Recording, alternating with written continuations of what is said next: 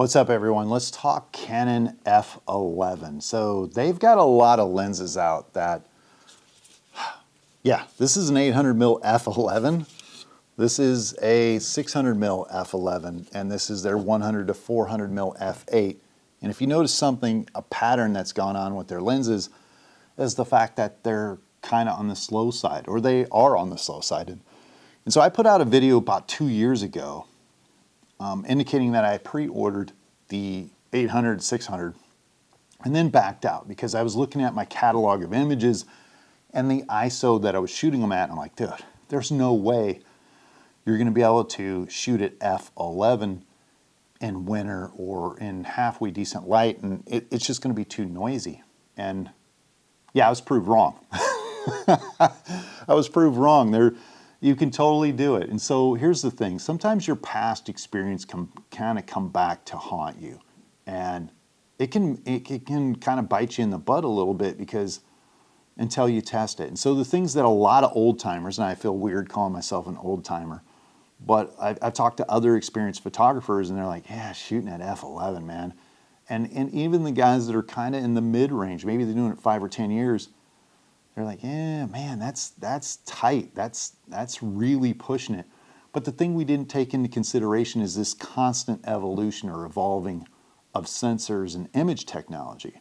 And so we're going off old data or old experiences where you used to have Nikon and Canon, and if you shot at 500, 600 ISO, it was like abysmal. It was abysmal. It was horrible.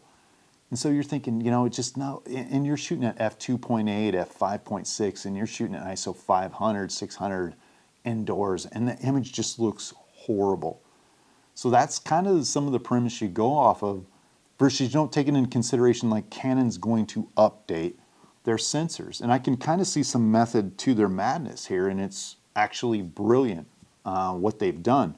Is the fact that they come out with some really lightweight lenses, which you guys know me in wildlife photography, lightweight, and you got me. Like Micro Four Thirds, there's no fun in carrying around heavy lenses in the field. It's like, oh.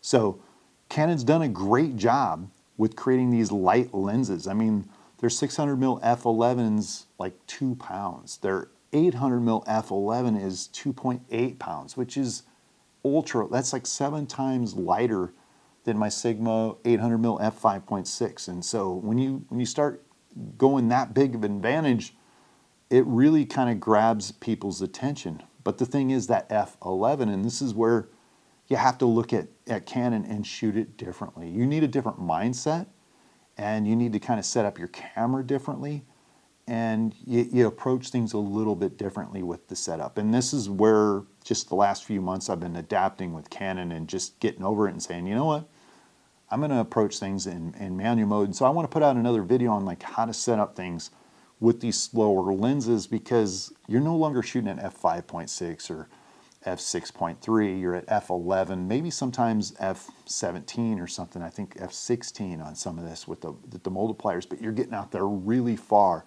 So it is possible that if you're looking at Canon in some of these lenses, it's totally possible to get good, sharp images, fairly noise-free, if you know how to shoot it kind of correctly, and you're using halfway decent light. Now, some would argue like the low light performance, there's no way that it's going to perform adequately to say an f6.3, 200 to 600. In that case, you are correct, but they're kind of moving the bar in lightweightness because I think they see the future is us photographers, we're getting older. Like the group of guys that are doing this kind of photography are getting older, and they're creating lighter lenses in the market. And then you have Micro Four Thirds. They're broaching more into that segment as well. They're going to they have the bigger lenses and the faster lenses. They're going to be really expensive as usual, but this is a nice affordable way, or a lightweight way for guys or women that don't want to carry the heavy stuff. And it's totally doable. It's totally possible.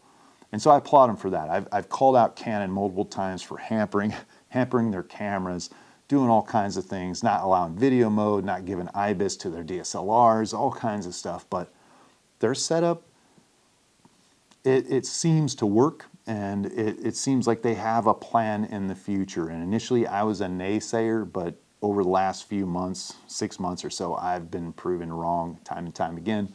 I've tested this gear out in cloudy weather, in the mountains, in cold weather, and it just seems to work. And it's surprising that the evolution of the sensors and the tech is just, it's there. So good job, Canon.